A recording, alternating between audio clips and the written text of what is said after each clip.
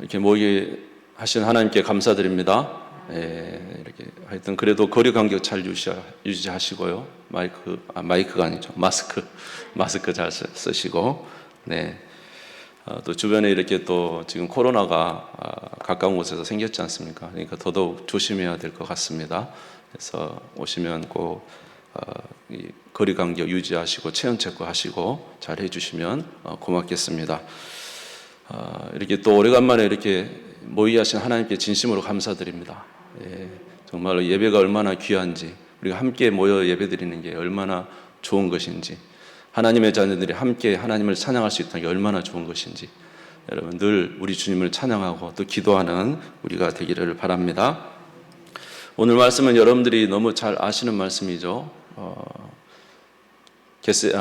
갈릴리 바다에서 베드로를 부르시는 말씀입니다.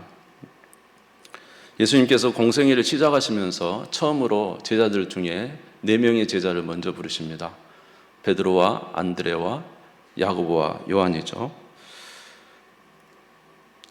오늘 예수님께서 이 제자들을 부르는 과정을 통해서 저희들도 하나님이 부르시면 응답을 하고 또 하나님께 이렇게 제자들처럼 그렇게 살 수 있는 믿음의 사람들이 됐으면 좋겠다, 그런 생각이 드는 마음으로 오늘 말씀을 함께 나누도록 그렇게 하겠습니다. 먼저 오늘 여기 나오는 제자들을 먼저 좀 우리가 생각해야 되는데요. 여기 보면은 여러분이 잘 아시는 대로 베드로가 나옵니다. 그리고 또 요한과 야고보도 나옵니다. 우리가 생각할 때는 여기 누가복음 제5장에서 이 베드로가 처음 예수님을 만난 거로 생각하지만 사실은 그렇지 않습니다. 이미 베드로와 야고보와 요한은 이미 하나님에 대한 열심이 있었던 사람들입니다. 그래서 요한복음에 보면은 베드로와 야고보는, 그리고 요한은 세례 요한의 제자였어요. 세례 요한의 제자. 그리고 이 베드로와 요한은 벌써 메시아를 기다리고 있는, 그래서 메시아를 찾고 있는 그런 사람이었던 것으로 우리가 알 수가 있습니다. 요한복음 1장 35절에서 37절 말씀 보시면 이런 말씀이 있어요. 요한복음 1장 35절에 37절입니다. 또 이튿날 요한이 자기 제자 중 2사람과 함께 섰다가 예수께서 거니심을 보고 말하되 보라 하나님의 어린 양이로다. 2 제자가 그의 말을 듣고 예수를 따르거늘. 여기 보시면 35절에 보면 또 이튿날 요한이 자기 제자 중 2사람과 함께 섰다가, 세례 요한이 자기 제자 2사람과 함께 섰다가 저기 예수님이 지나가니까 보라 하나님의 어린 양이로다, 이렇게 이야기를 한 거예요. 그랬을 때 그 함께 섰던 2 제자가 이제 세례 요한이 아닌 누구를 따랐다고요? 예수님을 따랐다는 것입니다. 여기 나오는 2 제자가 누구냐 하면 바로 요한과 안드레입니다. 요한과 안드레. 그래서 요한과 안드레가 이제 예수님을 따라갔다는 거죠. 그래서 랍비 어디 계십니까? 그랬더니 예수님 뭐라 그랬습니까? 와보라 그랬죠. 갔더니 이제 안드레가 예수님을 만나고 놀란 거예요. 그리고는 자기의 형인 베드로를 부른 것입니다. 요한복음 1장 40절에서 42절 한번, 1장 40절에 42절 한번 같이 읽어볼까요? 시작. 요한의 말을 듣고 예수를 따르는 2사람 중에 하나는 시몬 베드로의 형제 안드레라. 그가 먼저 자기의 형제 시몬을 찾아 말하되 우리가 메시아를 만났다 하고, 메시아는 번역하면 그리스도라. 데리고 예수께로 오니 예수께서 보시고 이르시되 내가 요한의 아들 시몬이니 장차 게바라 하리라 하시니라. 게바는 번역하면 베드로라. 그러니까 이미 예루살렘에서 그 유월절에 세례 요한을 따라다니던 제자들이 바로 요한과 베드로였다는 거예요. 네. 근데 이제 그 안드레가 먼저 이제 예수님을 만나고 베드로를 데려간 거예요. 그랬더니 예수님께서 시몬이죠, 시몬인데 베드로가 시몬이었잖아요. 시몬을 보면서 예수님이 뭐라고 했냐면 게바라 하리라. 네 이름을 게바라 하리라. 예수님이 베드로에게 이름을 지어줬어요. 게바. 뜻이 뭡니까? 베드로라. 그런 뜻이죠. 그러니까 예수님으로부터 이름도 명칭도 받았어요, 이미. 그런데 이런 예수님을 만나고 나서도 이들이 예수님을 온전히 따르지를 못했다는 거예요. 그리고는 다시 갈릴리로 돌아가서 이제 자기 생업에 열중하고 있었다는 것입니다. 그 생업에 열중하고 있는 모습이 바로 누가복음 5장 말씀이 되겠습니다. 자, 누가복음 5장 1절에서 2절, 이제 성경책에 또 펴져 있으니까요. 한번 같이 보도록 하겠습니다. 시작. 무리가 몰려와서 하나님의 말씀을 들으세 예수는 게네사렛 호숫가에 서서 호숫가에 배 두 척 있는 것을 보시니 어부들은 배에서 나와서 그물을 씻는지라. 게네사렛 호숫가, 갈릴리 호수입니다. 갈릴리 호수에 있는 예수님이 가셨을 때 거기 가셔서 배가 두 척이 있었다는 거예요. 근데 이 배 두 척은 아마 베드로의 배하고 그 다음에 야고보와 요한의 배, 이 두 척이었던 것 같아요.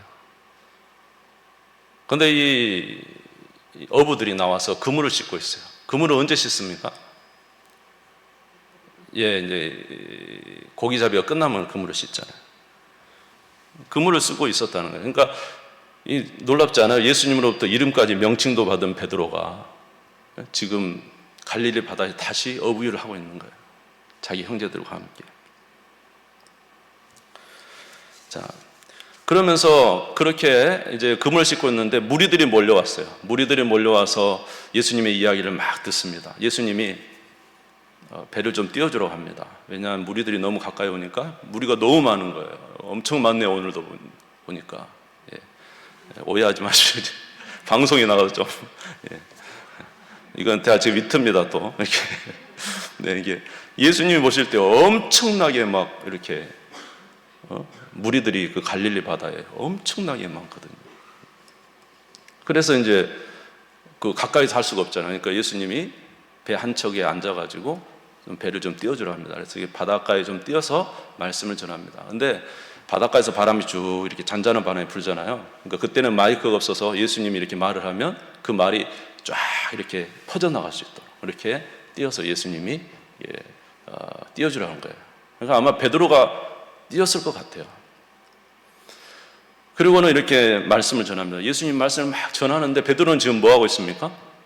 그물을 씻고 있는 거죠. 계속 그물을 씻고 있는 거예요. 듣고는 있지만 별 반응이 없습니다. 예수님이 말씀하셨는데 별 반응이 없어요.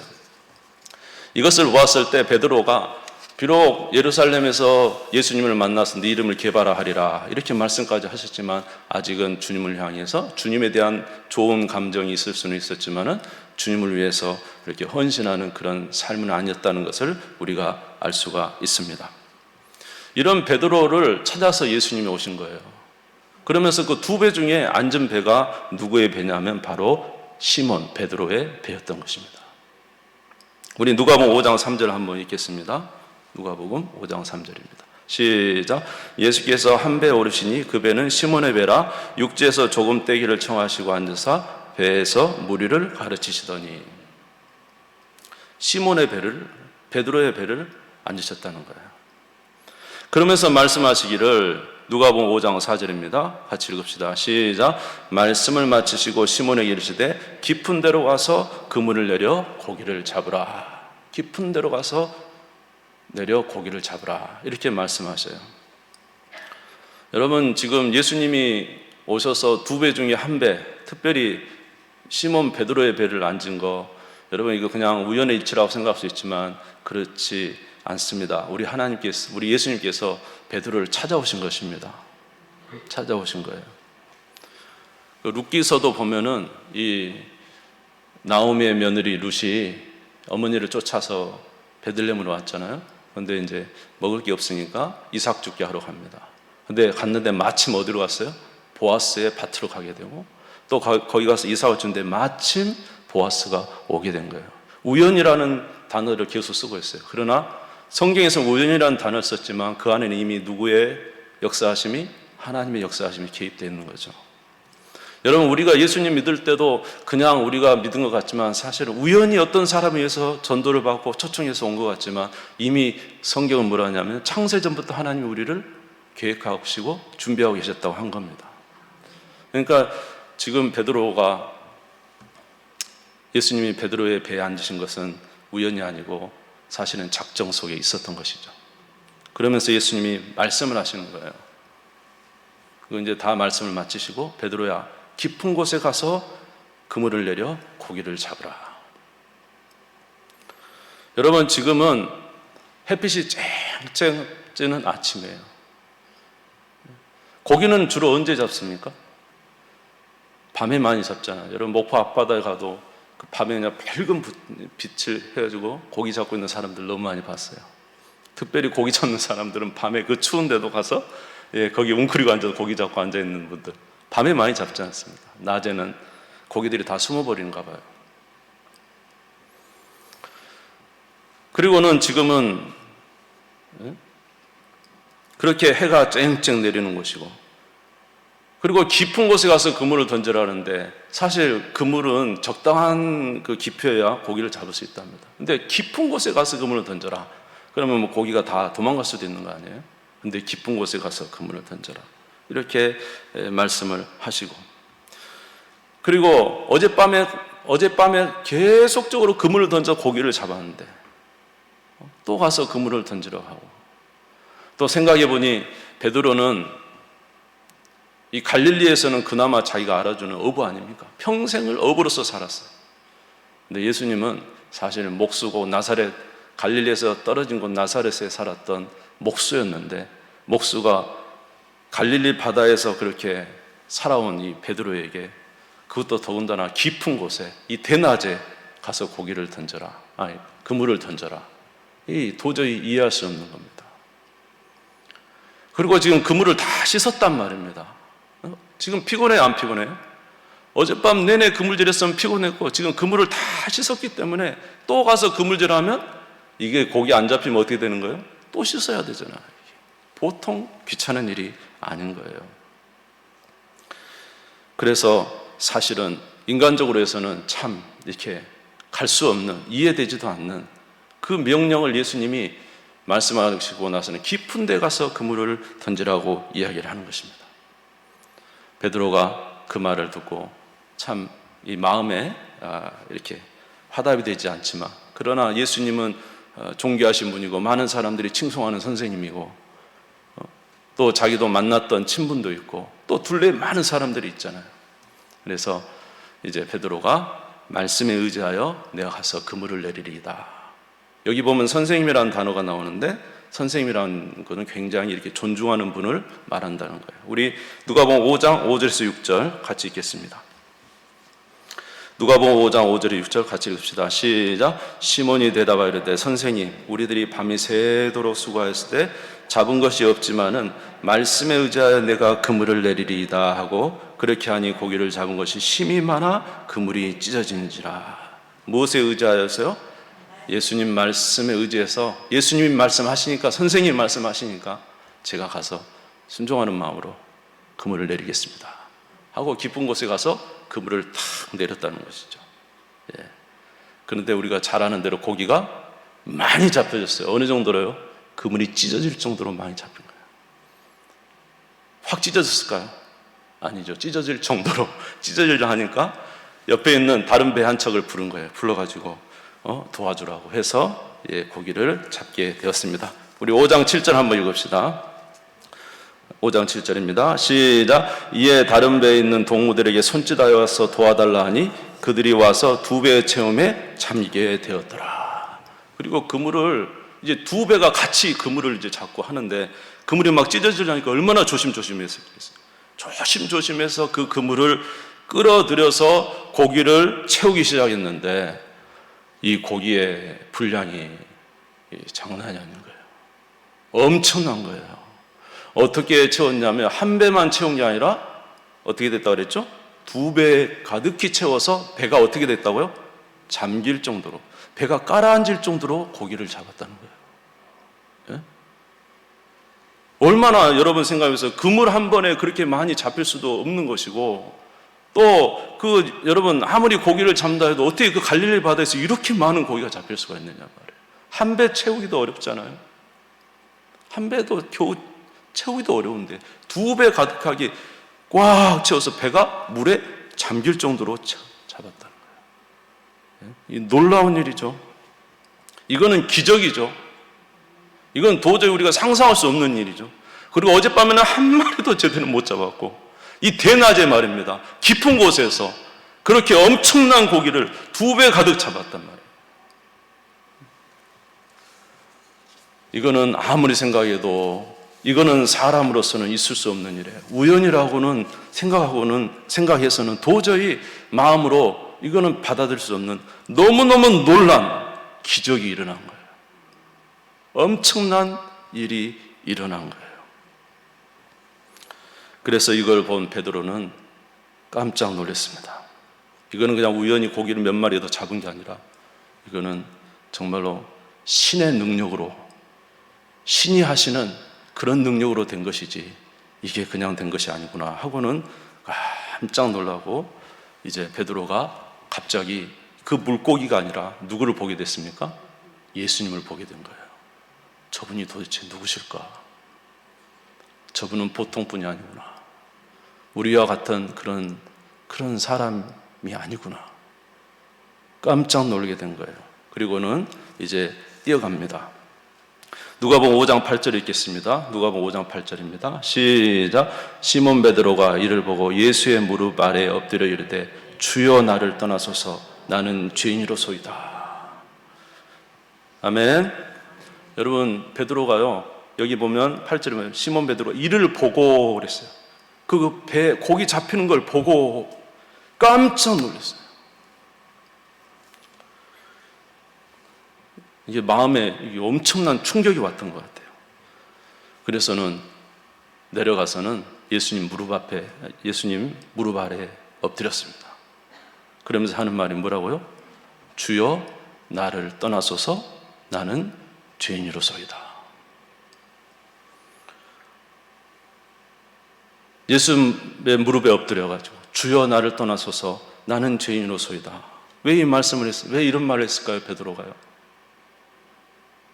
우리 같으면 어떻게 하겠어요? 아이고 예수님 감사합니다. 고기 많이 잡게 해주셔서 감사합니다. 우리 이러지 않았을까?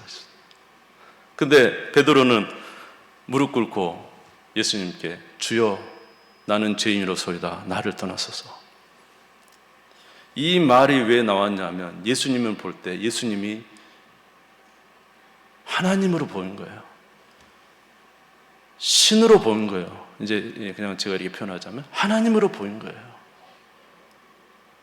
이 땅에 오신 놀라운 역사를 이루신 메시아로 보이는 거죠. 그러니까 시야가 틀려진 거예요. 여러분, 구약에 나온 많은 사람들이 그 하나님이 보낸 천사들 앞에 어떻게 됐어요? 천사들이 나타나면 어떻게 했어요? 엎드려 부부에서 벌벌 떨었어요. 천사들만 나타나도. 왜요? 하나님이 나타나셨다는 거죠. 그의 사자가 나타나는 거죠. 벌벌 떨었어요. 그런데 이 놀라운 광경을 보고 베드로도 예수님의 무릎에 꿇으면서 주여 나는 뭐라고요? 죄인입니다. 나를 떠나소서. 무섭다는 거죠. 그래서 여기 10절에도 보시면 이런 말씀이 있어요. 10절 한번 읽어봅시다. 시작. 세베대 아들로서 시몬의 동업자인 야고보와 요한도 놀랐습니다. 예수께서 시몬에게 이르시되 무서워하지 마. 지금 뭐 했습니까? 무서워하고 있어요. 예수님을 두려워하고 있어요. 놀라운 분인 것을 알게 된 거예요. 이사야 6장 5절에도 그 이사야가 하나님의 영광을 보았을 때 매우 두려워서 이렇게 말했습니다. 그때 내가 말하되 화로다 나여 망하게 되었도다. 나는 입술이 부정한 사람이요 나는 입술이 부정한 백성 중에 거주하면서 만군의 여호와이신 왕을 배웠습니다. 나는 입이 부정한 자인데 만군의 여호와이신 왕을 배웠습니다. 하나님을 만난 것이 너무너무 정말로 두려운 하나님을 만난 역사가 있게 된 것이죠. 여기 보면은 선생님 이렇게 했다가 뭘로 바뀌었어요? 주여 이렇게 바뀌었는데 퀴리오스라는 것입니다. 하나님을 부를 때 불렀던 주여 그 명칭으로 바뀌었다는 것을 우리가 알 수가 있게 되는 거예요. 이렇게 베드로가 주님을 만났기 때문에 그 주님을 만난 이후에 베드로는 이제 전적으로 주님을 의지하며 주님을 따를 수 있는 자가 된 거예요. 이제 10절 11절 읽겠습니다. 같이 읽읍시다. 시작. 세베대 아들로서 시몬의 동업자인 야고보와 요한도 놀랐습니다. 예수께서 시몬에게 이르시되 무서워하지 말라. 이제후로는 내가 사람을 취하리라 하시니 그들이 베드로를 육지에 대고 모든 것을 버려두고 예수를 따르니라. 어떻게 베드로가 이렇게 모든 것을 버려두고 주님을 쫓아갈 수가 있었겠어요? 고기를 많이 잡았기 때문이 아니라 하나님의 아들이신 예수 그리스도를 만났기 때문에, 그래서 모든 것을 버리고 주님을 따를 수가 있었어요. 왜냐, 주님이 너가 지금 고기를 많이 잡았지? 내가 너로 사람 낚는 어부가 되게 하리라 하셨기 때문에 그렇습니다.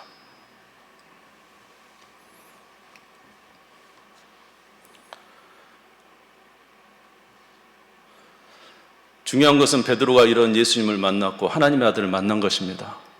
여러분, 우리도 주님 만나기를 주의 이름으로 축원합니다. 여러분, 베드로가 만난 것은요, 사실은 우리가 만난 것 같아요. 우리는 믿음으로 화합해야 되거든요. 우리의 신앙인의 선배들이 만났던 주님을 우리는 뭘로 화답해야 돼요? 믿음으로 내가 만난 것으로 화답해야 돼요. 그래서 그분의 만남이 나의 만남인 것으로 믿고 나아가는 우리가 되어야 될 줄로 믿습니다. 정말로 우리는 주님을 따르기를 원합니다. 온전히 따르기를 원합니다. 주님과 함께 주님의 귀한 뜻 가운데 순종하며 살기를 원해요. 근데 우리는 사실 이 베드로처럼 잘 따르질 못하는 거죠. 그러면 어떻게 하면 우리가 주님을 좀 이렇게 만날 수 있을까 생각해 봤어요. 그거는 다른 게 아니라 하나님의 말씀에 순종하면 우리가 살아계신 주님을 체험할 수가 있는 거예요. 오늘 베드로가 누구의 말에? 예수님 말씀에 깊은 곳에 가서 그물을 던져라. 이해되지 않지만 그 말씀에 순종할 때 누구를 만났어요? 살아계신 우리 예수님의 실체를 보게 된 거 아닙니까? 마찬가지로 우리들도 우리의 삶 속에서 주님이 우리에게 말씀하실 때 그 말씀에 순종하며 살 때 살아계신 하나님을 체험할 수가 있는 거예요. 여러분도 이렇게 주의 말씀을 체험하시기를 주의 이름으로 축원합니다. 여러분, 옛날에 구약에 보면 나아만 장군이라고 있었죠. 나아만 장군. 나아만 장군은 아람의 장군입니다. 근데 그에게는 나병이 있었어요. 그래서 너무 훌륭한 장군인데 나병이 있어서 참 이제 죽어가고 있을 때 그 유대의 한 하녀가 이야기를 합니다. 저 이스라엘에 가면은 엘리사라는 우리 선지자가 있는데 그에게 가면은 우리 장군님의 병이 날 텐데, 이 말을 하니까 나아만이 이제 그 이야기를 듣고 자기 왕에게 친서를 써 부탁을 합니다. 그래서 왕이 친서를 쓰고 그 친서를 가지고 이스라엘 왕이 보내고 이스라엘 왕이 다시 엘리사에게 나아만을 보냅니다. 나아만이 올 때 온갖 좋은 선물을 다 준비하고 금과 은을 준비하고 옷을 준비하고 낙타에다 다 싣고, 그리고 그 먼 나라에서 이제 이 엘리사를 찾아서 막 옵니다. 엘리사를 찾아서 왔는데 그 집 앞에 딱 이르니까 엘리사가 자기 종을 보내는 거예요. 자기가 나가보지도 않고 문을 딱 닫은 채 종을 보내서 하는 말이 뭐냐면 나아만에게 이렇게 이야기합니다. 너는 가서 요단강에 몸을 7번 씻어라. 그래야만 내 살이 회복되어 깨끗해질 것이다. 그러니까 이 나아만 장군이 화가 난 거예요. 자기가 생각할 때는 이 엘리사가 나와서 인사도 하고 자기 그 환부에다가 손을 이렇게 얹어가지고 기도해 주면서 낫기를 바랬는데 나아보지도 않고 감히 사환을 보내가지고 말입니다. 그러면서 하는 말이 저 요단강에 가서 7번 씻으라는 거예요. 근데 여러분 아시다시피 요단강은 흙탕물이에요. 지저분해요. 맑지가 않아요. 이 흙탕물이 흘러가는 것 같거든요. 그러니까 생각해 보니까 이게 내가 지금 어디서부터 어떻게 해서 여기까지 왔는데 겨우 저희 흙탕물에 가서 목욕을 하라고? 그러면서 나아만이 도저히 이게 화가 난 거예요. 그러면서 열왕기하 5장 12절에 보니까 이런 말씀이 있어요. 다메섹 강 아바나와 바르바른 이스라엘 모든 강물보다 낫지 아니하냐. 내가 거기서 몸을 씻으면 깨끗하게 되지 아니하랴 하고 몸을 돌려 분노하고 떠났다. 아람에 보면 아람의 다메섹 강 아바나와 바르바른 얼마나 깨끗하고 좋은 강인데 내가 여기까지 와서 저 요단강 더러운 흙탕물에 씻으라고? 나 돌아가서 차라리 우리 아람에 있는 다메섹 강에서 씻으란다 하고는 돌아가려고 했는데 그 사환들이 이야기를 하잖아요. 장군이요, 더 어려운 일을 시켜도 하라 할 건데 저 요단강에 7번 씻는 거 그건 못하겠습니까? 참 좋은 사환 뒀어요. 네, 우리에게도 이런 이웃이 있기를 바랍니다. 네. 그래서 가가지고 요단강에 7번 씻었잖아요. 참 어려운 말이죠. 기분 나쁜 말이고. 그래도 순종했더니 어떻게 됐어요? 그 몸이 깨끗하게 어린아이처럼 이제 변하게 된 것을 우리가 보는 것입니다. 사랑하는 성도 여러분, 우리 주님의 말씀에 순종하는 우리 모두가 되시기를 주의 이름으로 축원합니다. 여러분, 엘리야 시대 때도 3년 반의 기근이 있었잖아요. 가뭄이 있었어요. 그래서 전부 다 이제 물이 없고 먹을 것이 없어 힘들어할 때 하나님이 엘리야에게 저 사르밧에 가는 과부에게 가라고 했습니다. 그러면서 이제 엘리야가 거기 가서 이 사르밧 과부에게 이야기를 합니다. 나한테 떡을 좀 가지고 오라. 그랬더니 사르밧 과부가 이야기하기를 우리 집에는 통에 가루 조금 있고 그 다음에 병에 기름 조금 있습니다. 이제 먹을 거 아무것도 없습니다. 통에 있는 그 가루 조금하고 기름하고 오늘 반죽해가지고 마지막으로 나무 몇 개 모아다가 구워가지고 우리 아들하고 나하고 마지막으로 먹고 내가 죽으려고 합니다. 이렇게 이야기했어요. 그랬더니 엘리야가 뭐라고 하냐면 나도 안다. 그러나 먼저 떡을 만들어서 나에게 가져오라. 여러분 어떻겠습니까? 이거 쉬운 명령입니까? 어려운 명령입니까? 네? 이거 남은 거 말입니다. 마지막 조금 배부르고 이제 죽으려고 하는데 그것마저 가져오라 하느니 이게 근데 사르밧 과부가 어떻게 했어요? 그 명령에 그 말씀에 순종했죠. 그래서 떡을 만들어 가지고 와가지고 엘리야 선지자에게 줬잖아요. 엘리야 선지자가 그것을 먹고 이제 돌아갔는데 가서 보니까 통에 가루가 채워져 있고 병에 기름이 채워져 있고 아무리 써도 줄어들지 않은 거예요. 하나님의 놀라운 역사가 일어나게 된 것입니다. 여러분, 우리가 어떻게 하나님을 체험할 수 있을까요? 어떻게 하면 우리가 하나님을 만날 수 있을까요?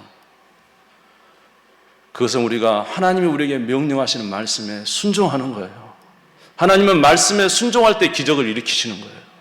베드로도 말씀에 순종할 때 기적을 체험했던 거예요.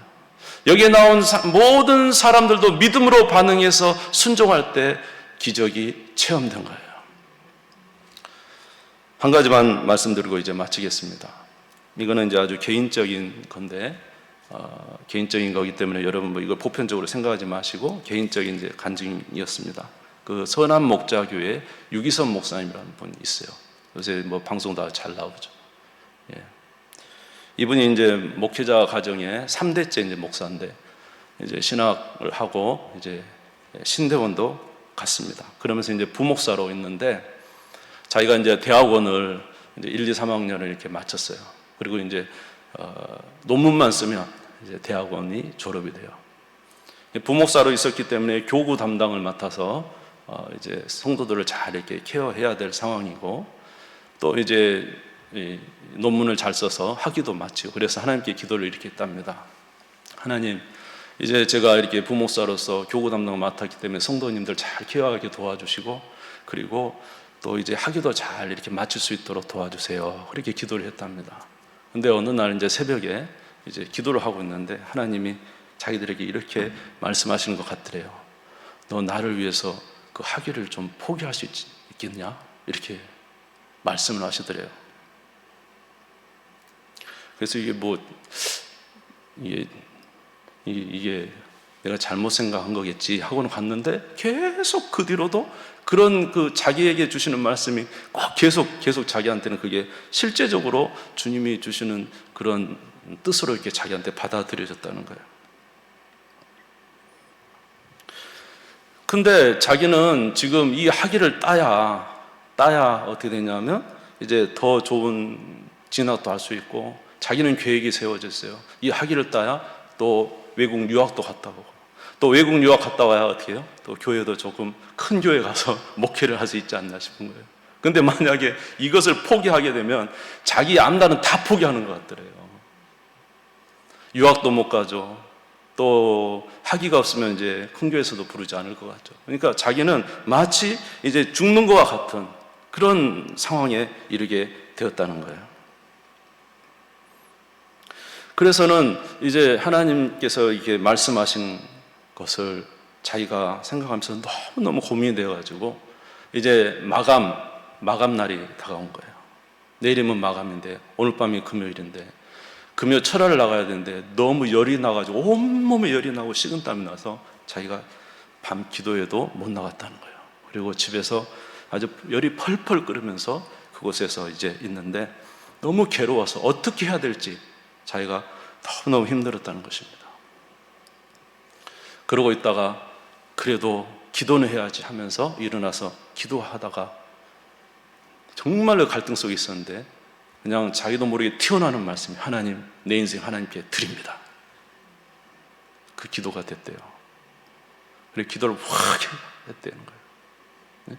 근데 놀랍게도 이렇게 자기한테 있었던 열이 쫙 그 순간부터 내리기 시작하면서 마음에 오는 이 평안이 뭐냐면 잘했다. 하나님이 원하는데 내 자신을 드렸구나 하면서 잘했다는 마음이 이제 왔다는 거예요. 그리고 이제 그 다음에 가가지고 학교에 가서 자퇴서를 내는 거예요. 여러분 생각해보세요. 3년 동안 학점도 좋았겠죠. 다 했겠죠. 이제 논문만 쓰면 되는데 학교에서 이야기하는 거예요. 왜 자퇴를 하려고 그러냐고. 이거 다 된 건데 왜 자퇴를 하려고 그러냐고. 아니요, 내가 일이 있어서 그런다. 그럼 휴학을 하시라. 아니요, 자퇴하겠습니다. 나 개인 사정입니다. 그리고는 자퇴서를 내고 돌아왔다는 거예요. 그런데 그 뒤로 이제 사는데 목회를 하는데 놀랍게도 하나님께서 자기를 이게 부르는 교회에 갔는데 그 교회들이 작은 교회가 아닌 거예요. 경상도에 있는 큰 교회에서 불러서 나름대로 또 목회하다가 지금은 성남에 있는 선한목자교회 가셨잖아요. 물론 어려움이 있었지만 거기서 엄청 지금 교회가 많이 부흥됐습니다. 큰 교회 가셨어요. 목회하는데 조금도 부족해요. 하기가 아무런 문제가 되지 않았다는 거예요. 아무런 문제가. 제가 하기 때 하지 마라 그런 거 아닙니다. 오해하지 마시기 바랍니다. 주님의 부르심에 이렇게 응답을 했다는 거예요. 여러분, 우리가 하나님을 만나는 데 있어서 우리가 어떤 방법으로 하나님을 만날 수 있을까요? 여러분, 하나님께서 여러분에게 혹시 해주시는 말씀이 있습니까? 근데 그게 우리가 생각할 때 너무 어려운 거예요. 이건. 이치도 안 맞고 무슨 낮에 깊은 곳에 가서 그물을 던집니까? 어젯밤 내내 했던 것입니다. 나는 이 업으로서 살았습니다. 저 사람은 목수고 피곤한데 다시 가서 그물질했다 허탕질하면 또 온종일 그러면 또 그물 씻고 있습니까? 말도 안 되는 이야기. 그러나 주님께서 명령하실 때 순종했을 때 누구를 만났어요? 선생님이 아니라 주님을 만났어요. 주님. 하나님을 만난 거예요. 할렐루야. 여러분, 하나님의 말씀은 진리인 줄 믿습니다. 우리가 하나님 말씀 진리를 따라서 순종하면 주님을 만나게 될 줄로 믿습니다. 오늘 여기 나온 베드로의 고백이 아니라 또 다른 분들의 나아만이나 사르밧의 과부가 아니라 정말로 저나 여러분이 하나님 말씀에 순종해서 살아계신 하나님을 체험하는, 그래서 우리가 만난 분이 그저 우리가 아는 선생님이 아니라 정말로 하나님이시고 전능자시고 능력자시고, 여러분 그분이 우리를 죽음 가운데 살리실 것을 믿습니까? 그런 하나님. 그래서 그분을 믿는 믿음으로 살아가는 우리가 된다면 얼마나 좋을까요? 여러분, 우리 주님 만나는 곳에 오늘도 한 걸음 한 걸음 전진하셔서 주의 말씀에 순종하는 우리 모두가 되시기를 주의 이름으로 축원합니다. 기도하겠습니다. 하나님, 은혜를 감사합니다. 오늘 베드로는 주님의 명령에 어렵지만 순종했더니 살아계신 하나님을 만났습니다. 기적을 체험했습니다. 하나님, 우리를 도와주시옵소서. 우리의 작은 이치로 판단하지 말게 도와주시고 진리신 하나님의 말씀을 믿게 도와주시옵소서. 그래서 살아계신 하나님을 체험하는 우리 모두가 되게 해 주시기를 원합니다. 감사드리며 예수님의 이름으로 기도드리옵나이다. 아멘. 찬송가